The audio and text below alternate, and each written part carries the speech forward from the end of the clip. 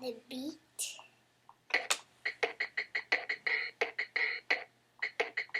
I don't know about you guys, but this is starting to become a very rare sight. Too many of these have been crashed. Don't you guys agree?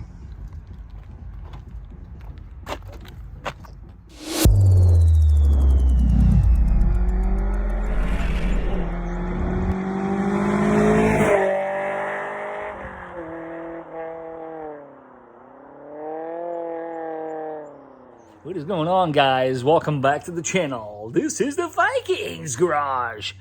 Can anybody tell me what is the one downside about owning so many cars? Maintenance. Maintenance. Why? It's very pretty. It's very cool. Hey, he's got 4 cars. He's got 5 cars. Guess what? You still got to maintain it. Anyways, on this episode, I think I'm going to start a very controversial topic. Hopefully, we don't get too carried away. So, here's the question. I changed the oil on this car about a year and change ago. Mobil 1, full synthetic. The oil is 1,000 miles. I'm about to change it. Is that premature?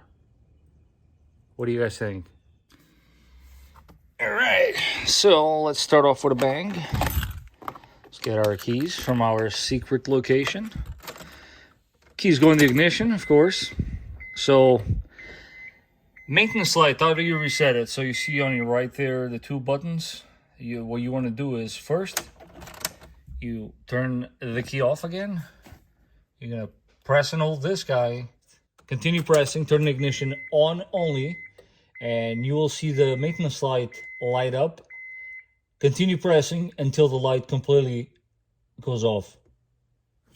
That's it. You just reset your maintenance light.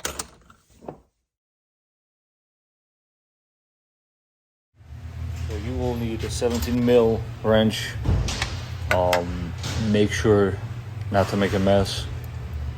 And yeah, this oil barely has 1,000 miles. Let's see how bad it is. It's actually not too bad. Look at that. You can just about see right through it. Well, somewhat.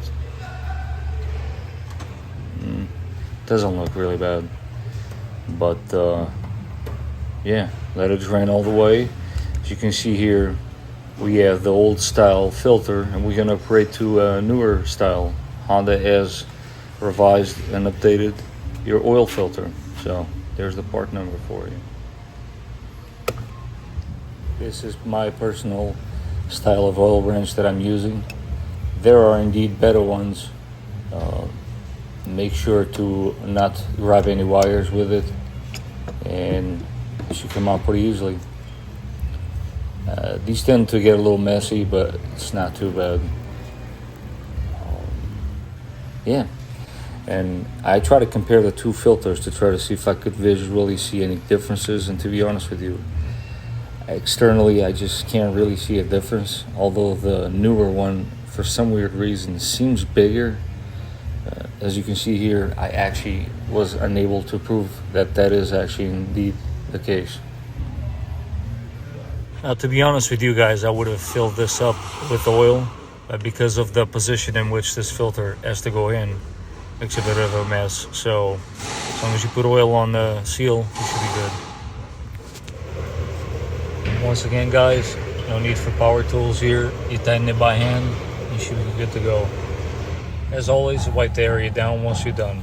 Now, most importantly, the washer. Guys, I can't stress this enough. This washer is so cheap, and they're a crush washer for a reason. You crush them, they're done, one-time use.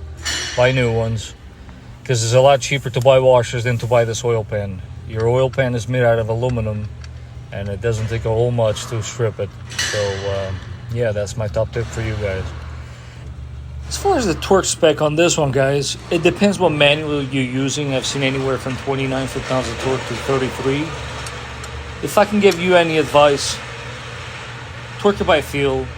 You know right from wrong.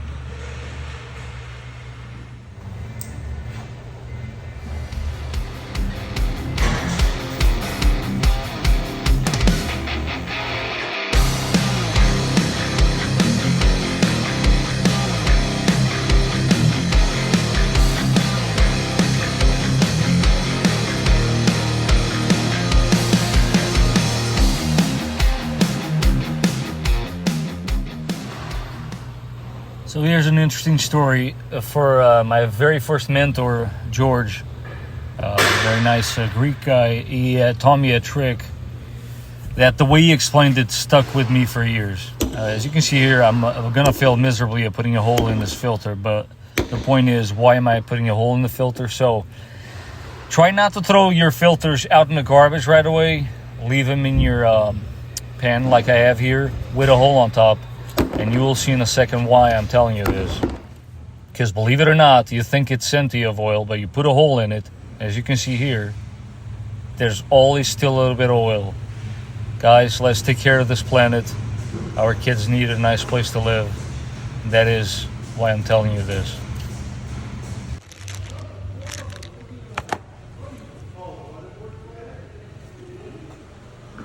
Now ask me if you can drive around on an S2000 with only the 2 top bolts in the AC compressor.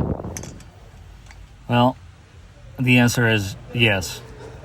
I've finally bought 2 bolts for the bottom portion of the AC compressor. I've been driving this entire time without the bottom ones. No problem whatsoever.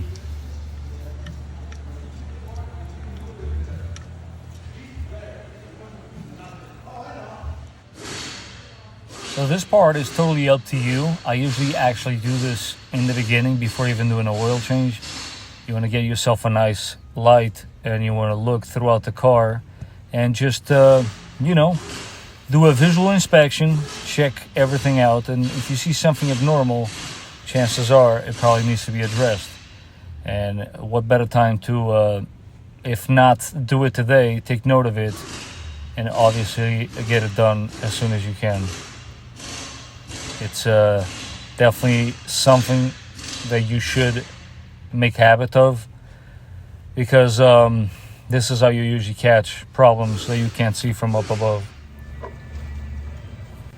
Now, as you can see, once again, I went with Mobil 1. It's just the oil that I seem to be drawn to. Price was right. I think the key here is use a good oil and stick to the OEM filter. When I say OEM filter, guys, I'm referring to the S2000 filter. Do not get the smaller one. It's been proven that it's not very effective at higher revs. Anyhow, who here agrees with me that you got to have some sort of yoga skills to put this oil in? It's definitely very tricky, my friends. Well, guys, just like that, please excuse me, I'm a little out of breath. Just got out of the gym. But just like that, we're going to finish another episode today. I hope some of that information was useful to you guys. And, you know, as always, I appreciate you guys. If you guys could like the video, don't forget to subscribe. I know these S2000 videos are too few and far in between, but I'll try my best to keep them coming. And, yeah, I'll see you guys on the next one.